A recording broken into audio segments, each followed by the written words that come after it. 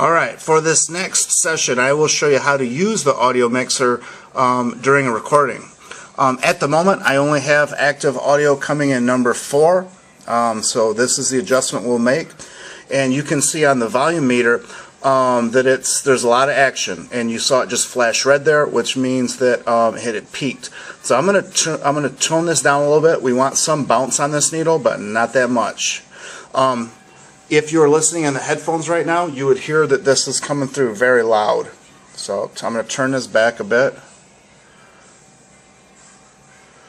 So we're still getting some bounce on the needle, which is where we want to be. Now, when you're running audio, this is not the main place you're going to look. You're going to monitor 1, 2, 3, 4, and 5, which is your 2 guests, your host, and your other 2 guests. Okay, but mainly you want to be looking at the VCR. This is where your eyes should be for most of the show. You'll be able to hear a lot through the headphones and kind of know when things are too loud or too quiet.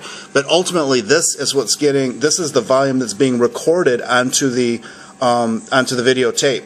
Now, what we see here is we see a lot of bounce in the blue, occasionally in the red, but not always in the red. And that's what we want to see. Okay, you want to see there's times when it's just all in blue, but every now and then it's going to hit the red, but it doesn't stay in the red for long periods of time. Now, it's been a little bit since it's been in the red. So in a case like this where it's never hitting the red, come back over here. This is number 4. Just turn it up a little bit.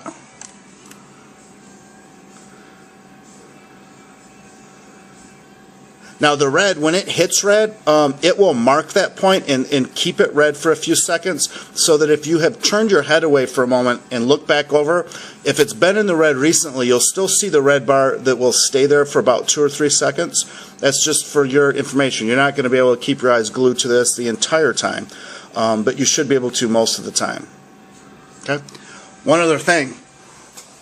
If you're doing a taping right now and you notice that the person in seat number 1, they're not actively talking right now, but maybe they have a little cold and they're having a coughing fit, you may want to turn their volume down so that everybody in the whole broadcast is not hearing that coughing. If you do that, that's fine. They're not talking right now, so you can turn them down. But you have to be mindful to remember to turn them back up when it's time for them to talk. So use this cautiously, and that's all for this session.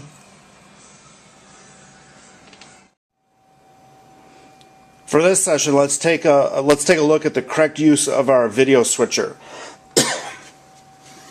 First things first, power on, upper left-hand corner. Now this switcher can look pretty intimidating. It's got dozens of buttons and sliders. We'll only be using a small fraction of them. Here's how we're going to initially get this thing set up. Okay. First of all, this button right here for transition, unless told otherwise, you should have this set to 0. Okay, so it's 0 right there. That is the auto take time. If you twist this up, we can set that to a larger time, but for most of our purposes, we're going to set that down to 0. So make sure that's at 0. Okay. And these buttons over here, we're going to have this one. It's by default, it's on wipe. We're going to put it on mix, and then this video and audio button. We're going to light those up. Okay. Now what we have here is a 2-track audio switcher, video switcher rather. Okay. This is track A. This is track B. Currently, track A is selected. It's indicated by that red light.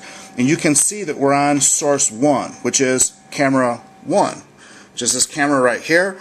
And you can see that camera 1 is what is displayed on the color video preview. Now, if we want to switch to camera 2, this is how you do it properly. On the track that's unlit, get 2 ready, which it is. When the director says take 2, you push this auto take button. It instantly switches to camera 2. Okay, now this is one difference from the more professional high-end video switchers is now it's switched that this is the active track and this is the inactive track. So here is where you get set. Notice that if I click these buttons, click, click. Notice that the video source is still set on 2 because we're making changes on the inactive track. If the director says take 3, get 3 ready on the inactive track and press auto take. Okay. The rest of this is just following this pattern. A good switcher, a person that's doing the switcher, a good switcher will get to know the format and get to know what shot will probably be called for next. If we're on camera 3, in our case, camera 3 is going to be that couch right there. It's most likely that we're going to go to camera 1, which is going to show this couch next. So over here, I'm going to get 1 ready, anticipating the director will say, and now the director says, take 1. So it's ready here. We press auto take. And now we are seeing